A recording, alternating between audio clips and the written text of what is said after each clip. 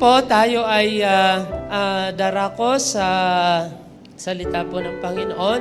Ang ating pong tutunghayan ay nasa Romans chapter 5 verse 10. Romans 5:10. Pwede rin i-plus ito sa English. Romans 5:10. Sabi po diyan ay, dati tayo mga kaaway ng Diyos, ngunit ngayon tinatanggap na niya tayong mga kaibigan, alang-alang sa pagkamatay ng kanyang anak. Kaya tiyak ang pagligtas natin sa pamagitan ng pagiging buhay ni Kristo. Sabi po sa wikang Ingles, for if when we were God's enemies, we were reconciled to Him through the death of His Son, how much more, having been reconciled, shall we be saved through His life. Yan, na-reconcile po tayo sa ating Panginoon. And then, basahin din po natin ang 1 Corinthians chapter 1 verse 30. 1 Corinthians chapter 1 verse 30. Ang sabi po ay 1 Corinthians chapter 1 verse 30. O sa iwikang Ingles na lang po.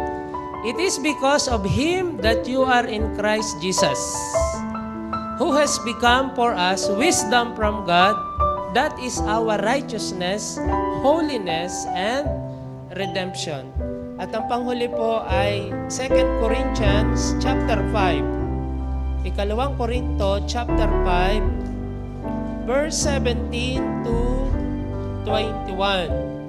Ito po ang familiar verse sa ating lahat. Kaya't ang sino mang nakipag-isa kay Kristo ay isa ng bagong nilalang. Wala na ang dating pagkatao, siya'y bago na. Ang Diyos ang gumawa ng lahat ng ito. Sa pamagitan ni Kristo, ibinilang niya akong kaibigan, di na kaaway. At hinirang niya ako upang panumbalikin sa Kanya ang mga tao. Ang ibig kong sabihin, ang tao'y ibinibilang ng Diyos na Kanyang kaibigan sa pamagitan ni Kristo at nililimot na niya ang kanilang mga kasalanan at ipinagkatiwala niya sa akin ang balitang ito. Kaya't ako'y sugo ni Kristo, parang ang Diyos na rin ang namamanik sa inyo sa pamagitan ko. Makipagkasundo kayo sa Diyos. Hindi nagkasala si Kristo, ngunit dahil sa atin siya'y ibinilang na makasalanan upang makipag-isa tayo sa Kanya at mapabanal sa harapan ng Diyos sa pamamagitan niya. Tayo po yumuko at tayo mananalangin. Ama, salamat po sa umagang ito na marami na po kaming masdan, naranasan. Kung sa ipinagpala niyo po kami, binibigyan niyo kami ng kasiyahan, ng kagalakan sa aming mga puso. Yung po ay actually ay pagpapala sa aming mga pisikal na buhay. At ngayon po kami naman ay paalalahanan ninyo, tuturuan ng iyong mga salita na pagpapala naman sa amin pong espiritual na buhay. Mahabaging Diyos, salamat sa masaganang biyaya na patuloy niyong ipinagkakaloob sa amin. Kami po bilang iglesia ay dumaranas ng iba't ibang mga pagsubok, iba't ibang mga paraan ninyo upang lalo kaming mabago, para lalo kaming maging katulad ninyo, Panginoon. Na kung minsan ay merong mga matitigas na bahagi ng aming buhay o puso na dapat ay i-deal na maigi. And sometimes it takes time para po ganapin iyon. Subalit, Lord, salamat sa inyong pagtatyaga sa amin. At salamat sa araw na ito na patuloy naming na papagbulayan ang inyong kabutihan sa aming lahat. We praise you in Jesus' name. Amen. Palakpakan po natin ang ating Panginoon. Amen. Ang pamagat po ng ating mensahe ngayong umaga ay the death of Christ, our reconciliation. Yung pong kamatayan ng ating Panginoong Hesukristo ay ating pakikipagkasundo sa Kanya. Batid natin na marami pong benepisyo ang kamatayan ng Panginoon doon sa krus ng Kalbaryo. Na nung tayo nanampalataya at nanalig sa Kanya, ay ating natanggap. Ang isa po doon ay yung pagpapawalang sala sa ating mga kasalanan. Yung pong justification. Tayo po'y nilinis, pinatawad sa ating mga kasalanan. At yung tayo ay hindi nga mapaparusahan sapagkat meron ng umako na nagbayad ng kaparusahan para sa atin. Walang iba kundi ang ating Panginoong Hesus. At ang isa pa po na bunga ng kamatayan ng Panginoon na napakaganda ay yung tayo ay makipagkasundo. Tayo ay mabigyan ng pagkakataon na makasundo ng Diyos. Doon sa ating binasa kanina, ang sabi po ay tayo ay enemies of God. Tayo ay naging kaaway ng Diyos dahil sa ating mga pagsuway. Ano po sa kanyang mga kautusan. Tayo ay kinapuutan ng Panginoon batay din sa kanyang salita sa aklat ng Epeso. Pero ang Diyos po ay gumawa ng hakbang para tayo ay makipagkasundo sa Kanya. Be reconciled with Him. Ano po? Dahil sa ating pagiging makasalanan, tayo ay napahiwalay sa Panginoon, napalayo. Digahot pagka mayroon tayong kaaway o naging kaaway, ang ating loob, ang ating damdamin, ay napapalayo. Ano po? Kapag ka mayroon tayong na-offend o nakasakit tayo ng damdamin ng ating kapwa, tayo ay nagkakaroon ng parang gap, napapalayo. Dumating sa punto ng ating buhay ang ganon, na sabi ng Isaiah, ay ang Diyos naman actually ay hindi bingi, hindi malayo ang kanyang pandinig para sa atin. Kaya lamang dahil sa kasalanan, ay napapahiwalay tayo po sa Kanya. Pero yun po, sa kamatayan ni Kristo, tayo ay nagkaroon ng tagapamagitan, ng mediator. Walang iba kundi ang ating Panginoong Hesus upang maging maayos ang ating relasyon muli sa ating pong Panginoon. Kaya nga ngayon, ang nangyari, instead na tayo ay naging enemies of God, we became what? Naging tayo ay ano? Friends of God. Yan, yun ang kabaligtaran ng enemies. Ano po? Instead na maging enemies ng Panginoon, tayo ay naging mga kaibigan ng ating Panginoon. Yan. Kaya merong kanta na, I am a friend of God. Yan. I am a friend of God.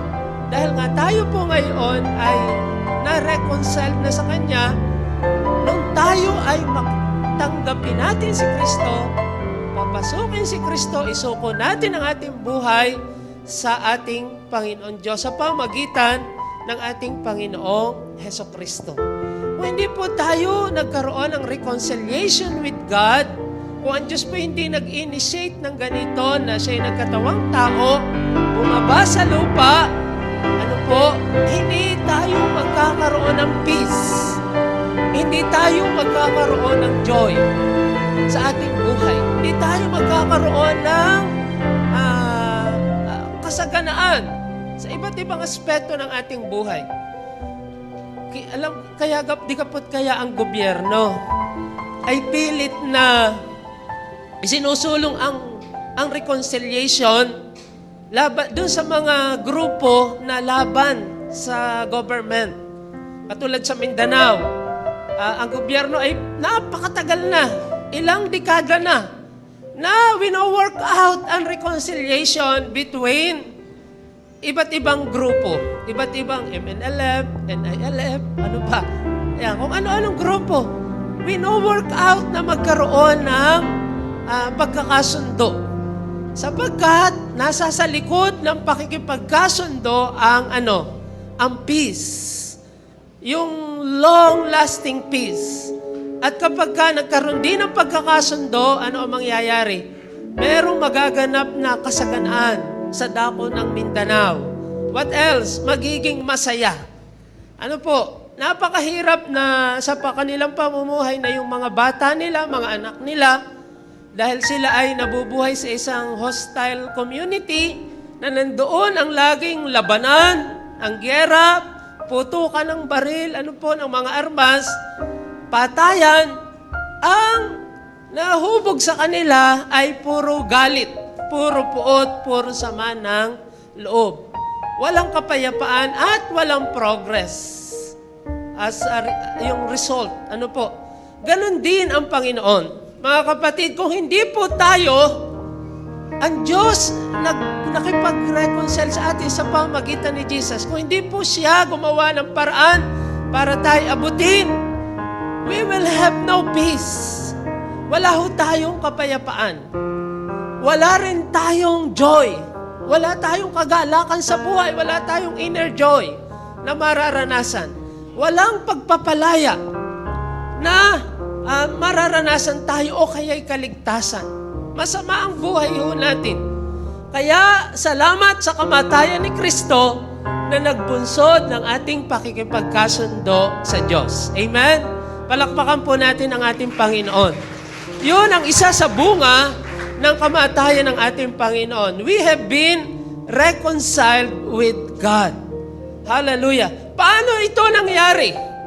Sabi po ng 1 Corinthians chapter 1, verse 30, paano nangyari na tayo ay nakakapagkasundo sa Diyos sa pamamagitan ni Kristo? Sabi po ng 1 Corinthians chapter 1, verse 30, si Kristo ang ating righteousness. Yan, sa wika pong Tagalog ay ganito ang sinasabi. Kaya't walang sa Kanya mula ang ating pakikipag-isa kay Kristo Jesus na ginawang karunungan natin, wisdom, our wisdom. Sa pamamagitan niya, tayo pinawalang sala ng Diyos, pinapaging banal at iniligtas, sanctified. Sabi po diyan, it is because of Him that you are in Christ Jesus, who has become for us wisdom from God. That is our righteousness, holiness, and redemption. Ating katuwiran, ating kabanalan, at ating katubusan. Yun si Jesus sa atin. Jesus is our wisdom, our righteousness, katuwiran, our sanctification, and our redemption. Yun si Jesus. That's why we really need the Lord Jesus in order for us to be sanctified, in order for us to be righteous, in order for us to be redeemed and have wisdom. Jesus is our wisdom, our righteousness, our sanctification, and our redemption. Napakahirap po sa Diyos na kung ang pamantayan ng Diyos ang susukatin, bagsak ho tayong mga tao sapagkat tayo nga ay makasalanan. Amen? Tayo ay marumi. Hindi tayo qualified sa standard ng Diyos sa Kanyang holiness, sa Kanyang righteousness. Ano po? Sa Kanyang karunungan ay tayong mga hintil, tayong mga hindi mananampalataya. Sabi po sa Biblia, tayo ay mga mangmang. At ang kamangmang ito, ang resulta nito ay kung paano tayo namumuhay. Kung paano nakikita ng Diyos sa ating behavior ang kamangmangan. Nakikita po kung matalino ang isang tao sa pamagitan ng kanyang pamumuhay. Kung yung standard ng God ang ating susundin para tingnan tayo na matuwid at banal, kalugod-lugod, at dapat tubusin, ay hindi tayo papasa. Sa katunayan, sa halip na dapat tayo tubusin bilang tayo makasalanan na matitigas ang ulo, dapat ay tayo talagang ibulid sa naglalagablab na impyerno.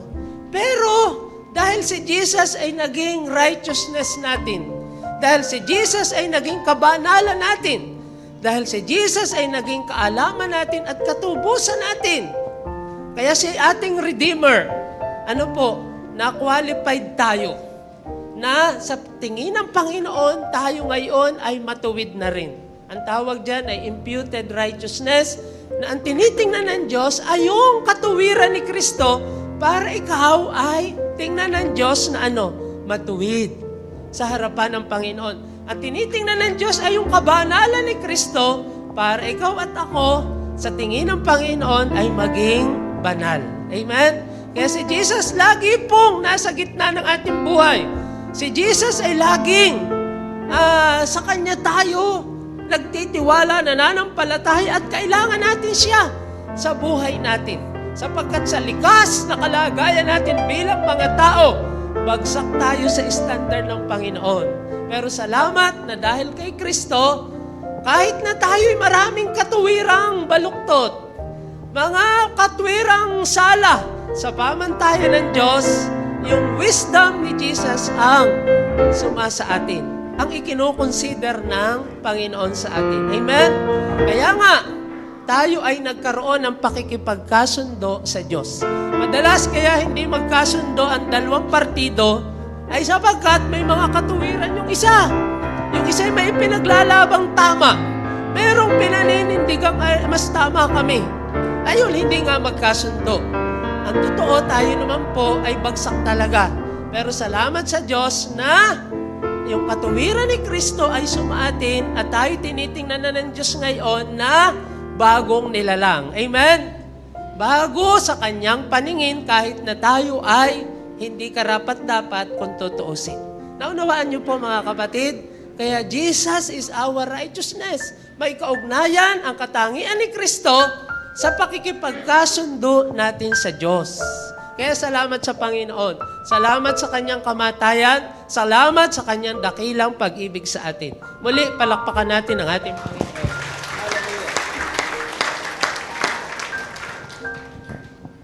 Ngayon, dako po tayo sa 2 Corinthians chapter 5. Verse 16. 2 Corinthians chapter 5, verse 16. Yan, the death of Christ, our reconciliation. Sabi po diyan, so from now on, we regard no one from a worldly point of view. Though we once regarded Christ in this way, we do so no longer. Verse 17, therefore, if anyone is in Christ, he is a new creation. The old has gone, the new has come. All this is from God. Yan, galing po ang lahat ng iyon, yung pagbabago ng buhay natin. Sa Diyos, galing yan sa Panginoon, who reconciled us to Himself through Christ and gave us the ministry of reconciliation. Ito po ngayon ang nais kong bigyan ng diin na matapos na tayo ay makipagkasundo sa Diyos, matapos na tayo ay maka-acquire ng peace, ng joy, makapanumbalik sa Diyos ang ating ministry, mga kapatid. Matapos na tayo tingnan ng Diyos sa pagiging isang bagong nilalang. Dahil kapag ang titingnan natin na yung ating kahinaan, bagsak tayo.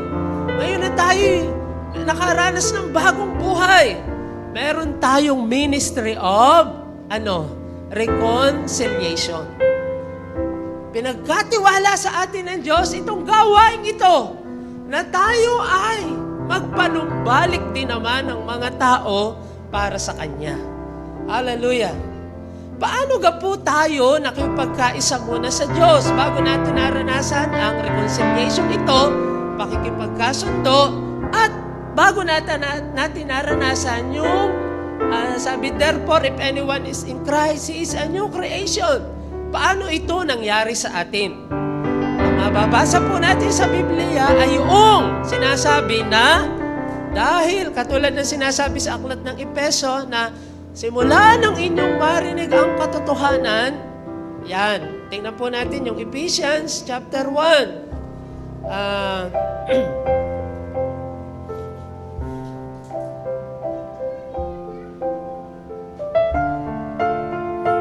Ephesians chapter 1 verse 3, magpasalamat tayo sa Diyos at Ama ng ating Panginoong Hesukristo. Pinagkalooban niya tayo ng lahat ng pagbabalang espiritual dahil sa ating pakikipag-isa kay Kristo at sa ating nga pakikipag-isang ito, hinirang na niya tayo bago pa nilikha ang sanlibutan upang maging banal at walang kapintasan sa harapan niya.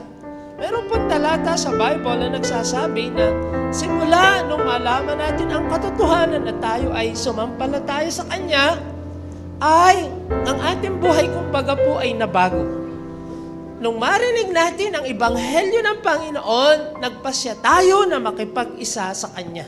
Kaya nga't ang sabi, ang sino mang nakipagkaisa sa Kanya ay isa ng bagong nilalang. Ginamit ng Diyos yung Kanyang salita, yung mabuting balita ng kaligtasan, na nung tayo makumbinsi na, tayo'y nakipagkasundo na sa Panginoon. Amen? Ay siyempre, hindi naman tayo basta sasampalataya sa isang itinuturo kung hindi tayo kumbinsido. Ginamit ng Diyos yung Kanyang mga salita. Ang Biblia ay pinangaral sa atin. At nung tayo po'y manampalataya na, ang sabi natin, yes Lord. Opo, opo Panginoon. Ang salita ng Diyos ay isa. Sa ginagamit po ng Panginoon para tayo, na ang sinasabi sa aklat ng Juan, tayo ay naipanganak na muli sa pamagitan ng tubig at ng Santong Espiritu. Ang salita ng Diyos ay parang tubig na nung tayo ay marinig natin ito, ating simulang isabuhay, nagkaroon ng mga pagbabago ang ating buhay. Ano po? At lalo't higit naranasan natin yung pagiging bagong nilalang nung tayo ay lukuban na, kasihan na, nung anyayahan na natin ang Holy Spirit na manahan sa ating buhay. Ano po? Dahil diyan, naunawaan natin na tayo pala'y tinawag na ng Diyos para makipag-reconcile sa Kanya. Kaya tayo ngayon ay isa ng bagong nilalang. Hindi na po ang tinitingnan ng Panginoon ay yung pong ating mga panlabas na katangian. Ang tinitingnan ng Diyos ay yung ginawa niya sa pamagitan ni Kristo na tayo binalal niya, ginawang matuwid, tinubos niya na tayo sa pamagitan ng mga salita rin na ipinangaral sa atin na tayo tumugon nung tayo ay manampalataya sa Kanya. Ngayon, sa pangyayaring ito, ang atin tungkulin ay yun hong ministry of reconciliation. Ano po? Yung ministry ng reconciliation, yung ating isasabihin itong ginawa ni Jesus at naranasan natin. Ano po? Iseshare po natin. Sabi ni Apostol Pablo ay tayo ay mga ambasador ni Kristo. Kung ikaw ay nakipag-reconcile na kay Jesus, kung isinuko mo na ang buhay mo sa Kanya, meron ka ng tungkulin ngayon na ang mga tao ay panumbalikin sa Diyos para sila din ay makaranas ng kapayapaan, ng kagalakan, at buhay na nakasundo na ng ating Panginoon. Amen? Yan. Kaya pakisabi po sa inyong katabi, ikaw ay ambasador ni Kristo. Yan. You are an ambassador of Christ. Ano sa Tagalog yan? Ambassador din, ano? O kinatawan ni Kristo. Yan. Tayo'y kinatawan ni Kristo. Ambassador. Inire-represent natin ang kaharian ng Diyos. Na kung saan sa kaharian ng Diyos ay merong peace, merong pong joy, ano po, merong presensya, merong holiness, merong righteousness sa ating buhay. Yun ay ating ipinangangaral na kapag ikaw ay tumanggap kay Kristo, kapag ikaw ay bumalik kay Kristo, nakapagkasundo sa Kanya, tatanggap ka ng kapayapaan, ng pagpapatawad ng Panginoon na ating naranasan. That is why meron tayong inner joy, meron tayong inner peace. Amen? Na lalong pinagtitibay ng banal na Espiritu na suma sa atin. Hallelujah. Yun ang ating tungkulin ngayon. Bakit ko nabanggit ito, mga kapatid? Sapagkat ngayon po linggong ito at sa isa pang linggo, katulad ng aking na nabanggit sa inyo po, nung last Sunday, 3 linggo na meron tayong vision casting tungkol po sa T4T, yung pong training for the trainers. Na ang susunod po, matapos nating maunawaan ang ginawa ng Diyos sa ating buhay, tayo po'y magpe-pray, tayo magke-care, at tayo ay magse-share. Amen. Yung PCS. Ating ipapanalangin yung mga tao na ating gustong bahaginan ng ating naranasan. Ating i-care at tapos isesira natin ang ginawa ni Kristo. Yung pong before and how and after, yung pong before na tayo kumilala kay Kristo, ano ang ating buhay, ano naman yung ating, kung paano tayo nakakilala. At ngayon, yung after, ano ang ginawa ni Kristo sa buhay natin? Meron tayong maikukwento na ginawa ni Jesus sa buhay natin. Amen? Kung hindi po kailangang lahatin ang ating kwento. Pumili lang kayo ng isang aspeto ng inyong buhay na dati. Halimbawa, dati kayo sinungaling. Ngayon, hindi na. Parang yung sinasabi dun sa handouts na yung mag-asawa, dati lagi kami nag-aaway na mag-asawa. Pero nung kami makakilala sa Panginoon, paminsan-minsan na lang. Yan. Merong nagaganap na pagbabago sa ating buhay. Hindi yung maaring wala. Amen? Merong nabago sa buhay natin. Dahil nung tayo nakipagkasundo sa Diyos na kailangang ating iseshare. Dati halimbawa, hindi ka marunong gumalang sa iyong magulang. Ngayon, ikaw ay nagbe-bless na sa kanila. O kaya naman, ikaw ay nagpapaalam na bago umalis. Pagbabago yan ng Panginoon. Dati, ganun din sa iyong guro. Halimbawa, so ikaw kwento mo yon sa iyong kaklase. Alam mo, dati ako'y ganito. Pero dahil kay Jesus, nung maunawaan ko na ako'y minahal niya, ay nabago ang buhay ko nung isuko ko ang buhay ko. Yung ganun lang. 1 or 2 minutes is enough for you to testify what the Lord has done in your life. Ano po? Ito ang sitwasyon po natin ngayon sa panahong ito. Itong period na ito, lalaganap ang prayer, care, and share activity ng iglesia. Hindi lamang po sa Shekinah, kundi sa buong nasasakupan ng South Luzon District. And then after ng next week ay i-implement na po natin yon. And then pagdating ng January, tayo po ay actual nang mag-share naman ng pag-Bible study. Doon sa mga tao na ating nabahagina ng ating mga patutuo. Kaya nga po, muli, doon sa mga hindi pa nakakapag-submit ng inyo pong church copy para matabulate po natin, makount natin kung ilan ang ating sesyaran, i-submit nyo po mamaya. Para meron tayong goal ng mga tao na naipahayag natin ang Ebanghelyo ng Panginoon. Tingnan po natin, balikan natin yung unang Korinto. Para po hindi nyo masabi na ako si Pastor, nagpe-pressure. Si Pastor ay kami pinag-share. Ito po ang sabi. Basahin natin ang 2 Corinthians chapter 5. Nasaan tayo? 17 o 16. Sabi, kaya ngayon, ang pagtingin namin, kanino man ay hindi na batay sa sukatan ng tao. Nung unay gayon ang aming pagkakilala kay Kristo. Ngunit ngayon, hindi na. Kaya't ang sino mang nakipag-isa kay Kristo ay isa ng bagong nilalang. Wala na ang dating pagkatao, siya'y bago na. Ang Diyos ang gumawa ng lahat ng ito sa pamamagitan ni Kristo. May ginawa ang Diyos sa buhay natin sa pamamagitan ni Jesus. Ibinilang niya akong kaibigan. Instead na enemies, naging friend na po tayo ngayon ng Diyos. Di na kaaway. At hinirang niya ako upang panumbalikin sa Kanya ang mga tao. Yan, kaya tayo po'y hinirang ng Diyos para tayo, yung ginawa ni Kristo ay ating sasabihin sa iba na meron Diyos na nagbabago ng buhay ng tao. Amen? Meron Diyos na pwede kang gawing matuwid, pwede kang gawing banal, o kaya ikaw ay bigyan ng wisdom at maranasan mo yung Kanyang katubusan. Hallelujah! Ang ibig kong sabihin, ang tao ay binibilang ng Diyos na Kanyang kaibigan sa pamamagitan ni Kristo at nililimot na niya ang kanilang mga kasalanan at ipinagkatiwala niya sa akin ang balitang ito. Kaya't ako'y sugo ni Kristo, parang ang Diyos na rin ang namamanhik sa inyo sa pamamagitan ko makipagkasundo kayo sa Diyos.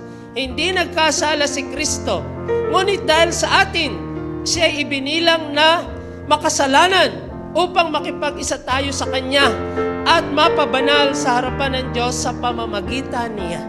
Yan, tayo po na nakipagkasundo na sa Diyos. We have task to share because we are the ambassadors of Christ. na meron tayong ministry of reconciliation. Nais ko pong tayo lalong mahamon, sabi ng 2 Corinthians chapter 5, verse 11. Tingnan niyo po ang chapter 5, verse 11. Dahil sa alam kong nararapat tayong matakot sa Panginoon, sinisikap kong hikayatin ang mga tao na manumbalik sa Kanya. Ayan. Since then we know what it is to fear the Lord, we try to persuade men. What we are is plain to God, and I hope it is also plain to your conscience. Mga kapatid, ang totoo, kahit naman hindi ko kayo pilitin na mangaral, we know na one day, all of us, haharap tayo sa hukuman ni Kristo at magbibigay sulit. Kaya habang may panahon pa na tayo na may nakaranas nga ng pagbabago ng Panginoon, gagawin natin yung prayer, care, and share. Yung ginawa ni Jesus sa ating buhay, doon sa ninanais natin na pagharian ng Panginoon. Hallelujah. So palakpakan po natin ang ating Panginoon. Hallelujah. Ngayon po, bakit minsan kahit tayo napakatagal na Kristiyano, hindi tayo makapag-share? Why? Bakit hindi tayo makapagpatotoo? Ano ang problema? Bakit hindi tayo makahikayat ng tao? Alam niyo ang problema? Minsan, hindi makita ang pagbabago sa ating buhay. Kasi hindi po natin nagagawa dahil yung pong hindi natin napapaghari talaga ang Panginoon sa buhay natin. Lagi na lang tayo ang hihikayatin, samantalang tayo napakatagal ng mga mananampalataya. Alam niyo po, nakita ko tingnan po natin, dako tayo sa 2 Timothy. Dako tayo sa 2 Timothy. 2 Timothy chapter 3, verse 16. Sabi po ng 2 Timothy, lahat ng kasulatay, kinasihan ng Diyos at magagamit sa pagtuturo ng katotohanan, sa pagpapabulaan sa maling aral, sa pagtutuwid sa likong gawain, at sa pag-akay sa matuwid na pamumuhay. Sabi ng verse 17, sa gayon, ang lingkod ng Diyos ay magiging handa sa lahat ng mabubuting gawain, so that the man of God may be thoroughly equipped for every good work. Yung tayo ay maghikayat ng tao na pinagagawa ng Panginoon ay that is good work. Yan ay mabuting gawain, pero bakit hindi natin nagagawa? Na-realize ko po, nung ako'y nag-Bible study, nagtalakayin ko ito, ang salita ng Diyos ay nagtutuwid ng likong gawain. Kapag may mga likong gawain tayo na hindi natin ipinatutuwid sa Panginoon, hindi ho tayo magagamit ng Diyos sa paggawa ng mabuti. Parang yung lagari. Kapag ang lagari liko at gagamitin ng karpintero, hindi ho magiging mabuti ang paglagari. Para din kutsilyo. Pag ang kutsilyo'y paliko-liko, pag ginamit mo, hindi rin magiging maganda ang epekto. Nakukuha niyo po mga kapatid? Hallelujah. Kaya kung minsan, hindi pa rin tayo makita na parang born again. Yan, sa halip na tayo maging mahusay na manghikayat, maging attractive ang buhay natin, hindi makita. Even though ikaw ay na-born again na, may ginawa na ang Diyos sa'yo. Ang problema, ayaw mong isuko ng tunay, ayaw mong gawin yung pinagagawa ng Diyos na alam mong tama. Amen? Hallelujah. Mga kapatid, alam ka po ninyo na tayo napakasensitibo. Tayong lahat ay napakasensitibo sapagkat ang banal na Espiritu ay nasa sa ating puso. Minsan tayo nagtitigas-tigasan pa, alam mo lang yun ang dapat na gawin tama, hindi mo ginagawa. Wala na, yung sinasabi na yung kautusan ay dati nasa tablet, dun sa ginawa ni Moises, ngayon ay nasa sa puso na natin. Pinapaalalahanan na tayo ng direktahan ng malapitan. Na kahit wala yung tablet, meron tayong konsensya, meron tayong Espiritu ng Diyos na gumagabay sa atin bilang tayo ay Kanyang mga anak. Amen? Ang problema, hindi natin sinusunod ang udyok ng Holy Spirit. Kaya ang nangyayari, lagi na lang tayo ang hihikayatin. Na, sige, ay katatagal na nating mananampalataya. Dahil inaalaw pa natin yung mga ligong gawain sa ating buhay na siyang ating gawin. Nawa, mga kapatid, para ho tayo magiging mga epektibo na sharer at testifier o kay witness ng Panginoon sa panahong ito, ating ipaayos sa Panginoon ang ating buhay. Amen ho ba? Amen? Magiging epektibo ang ating pagpapatotoo kapag nakita nila na talagang pinamumuhay natin ang salita ng Panginoon. At hindi tayo mahihirapan na mag-akay ng tao. Sa katunayan, ang buhay na pinaghaharian ni Kristo ay parang may magnet, may attraction. Ano po? Kaya sasabihin ng iba, gusto kong sumama sa inyo dahil lagi kang masaya. Gusto kong sumama sa iyo dahil alam ko ikay laging payapa.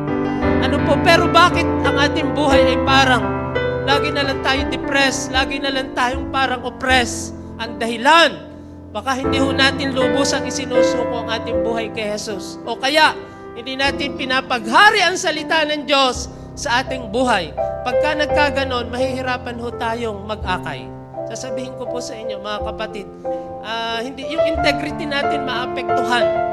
Ano po? Kaya ngayon, na tayo darako sa banal na komunyon, isipin natin at muli italaga ang ating mga sarili sa Panginoon. Amen? Sapagkat minsan, long time ago, pinrovide na ng Panginoon ang ating kaligtasan. Nilikha niya na tayo ng bagong buhay. Ngayong panahong ito, ninanais ng Diyos na lalong mag-igi ang ating buhay upang sa gano'n naman, magamit niya na tayo bilang kanyang mga lingkod. Amen? Nakakapanghinayang naman, natagal na nating mananampalataya. Wala pa tayong nakakay. Sapagkat yun nga, hindi pa naghaharing maigi ang salita ng Diyos sa atin. Samantalang kapag pinaligaya natin ang Panginoon, ang sabi ng ating memory verse, matatanggap natin ang ating mga pangarap.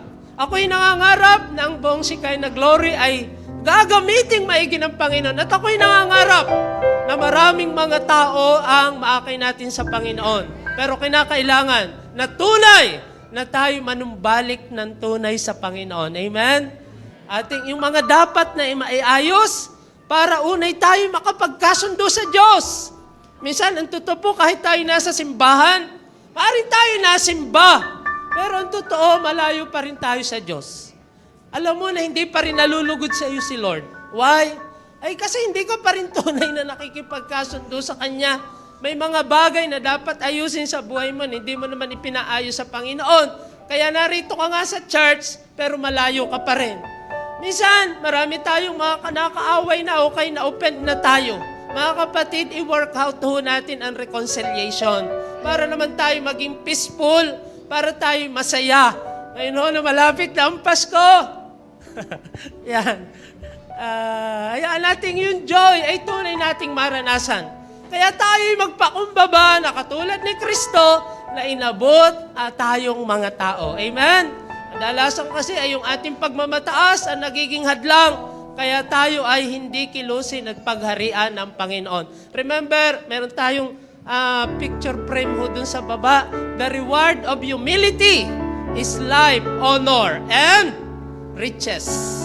Ang reward ng humility is life, honor, and riches. Kung gusto mong ikaw ay buhay na buhay, kung gusto mong ikaw ay iangat ng Panginoon, kung gusto mong ikaw ay bigyan ng karangalan ng Diyos, magpakumbaba ka katulad ng ginawa ni Kristo na tayo inabot para lang tayo ay makipagkasundo sa Kanya.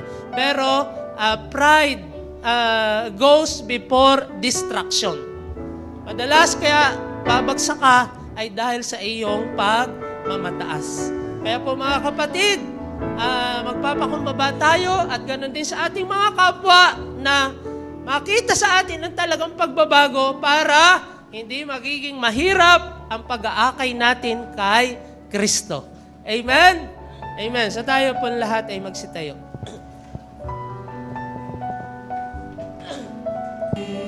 Una po tayo ay makipagkasundo sa Panginoon. Kung may mga offense na alam natin na hindi po ang Lord na lugod, humingi tayo ng tawad sa Kanya. Yung nasaktan natin, yung kabanalan ng Panginoon, yung Kanyang katuwiran, because He is righteous and holy, humingi tayo ng tawad sa ating Panginoon. Hallelujah. Kung mali ang ating mga ginagawa, humingi tayo ng tawad sa Panginoon. At kung sa ating kapwa, tayo ay nakagawa ng hindi matuwid, na nasasaktan natin ang kanilang kalooban at hindi tayo makasundo nila, na nagiging dahilan ng argument instead of peace, ng trouble. Mga kapatid, pwede tayong lumapit sa kanila. Pwedeng gawin natin ito dito o kahit paglabas ho natin. Upang sa ganon ay makita nila na talagang tayo pinaghaharian ni Kristo. Na talagang tayo ay nakaranas ng bagong buhay at isinuko natin ang ating buhay sa Kanya.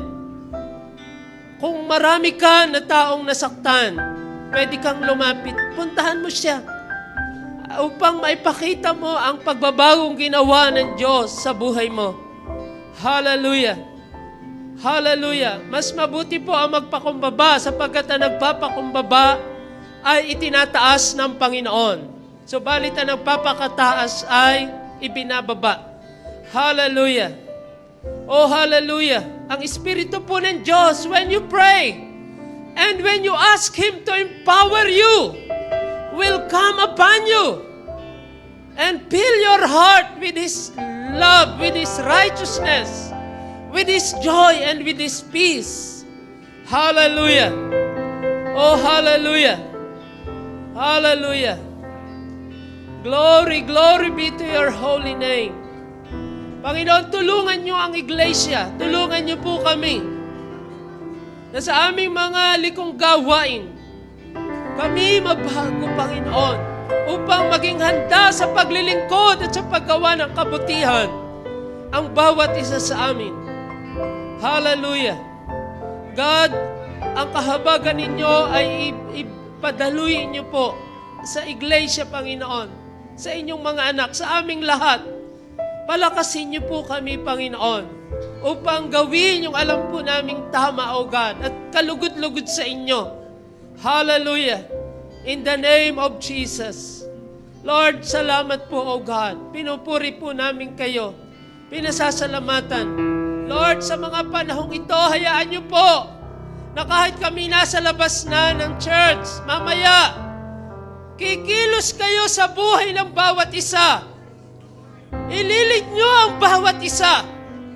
At lalaganap ang iglesia na mapanalangin, mapagkalinga at pinaghaharian ni Kristo na Diyos ng pag-ibig, Diyos ng kapayapaan, Diyos ng pakikipagkasundo, mahabaging Diyos, mapagpakumbabang Diyos.